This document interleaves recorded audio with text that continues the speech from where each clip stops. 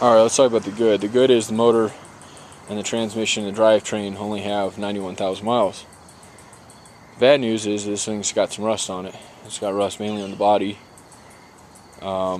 It's got surface rust on the frame, and one of the floorboards, driver's side floorboards, has some rust on it. Passenger side floorboard is solid, and so is the back. I took a high pressure power washer to it, so you could really get a feel for how big the rust areas are, and where it's hard. So you'll see here, this area would be the part that are replaced. In this area there's no rust, so you could replace just this piece, and you'll see that on a couple of these. These are just surface rust areas. This has got a hole in it, a little cancer there. Again, I sprayed that to show you exactly how extended the rust is. Same thing here.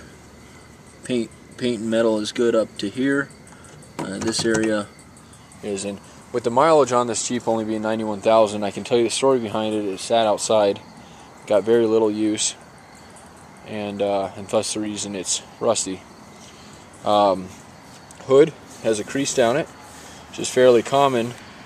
Does have some surface rust issues there, and reason for that mainly is some people don't latch these hoods down. They get down the road and it flies up and hits your top, or they lean them up against the windshield, or for whatever reason they crease the hood, and then it makes the paint wear out and it starts rusting there. Fender here is cracked, or rusted all the way through. Both fenders have damage to them. Might be able to get them fixed, but it might be cheaper just to replace them. Story behind this is, guy was parallel. This Jeep was stationary. Vehicle in front of it was stationary as well. Guy was trying to parallel park and literally went right up and hit. And if you look at it, you can see exactly his marks. But it didn't cause any other major damage, but the fenders definitely messed the fenders up. Okay, again, same place it rusted out on the other side. Got some holes here, a little hole here. This is the most biggest spot, and I blasted as much as it could. So it ends here, goes up into the lettering, and goes down. That's your interior there. It's carpet. That's why I got water in there earlier. Most rain is not going to get into this from this area.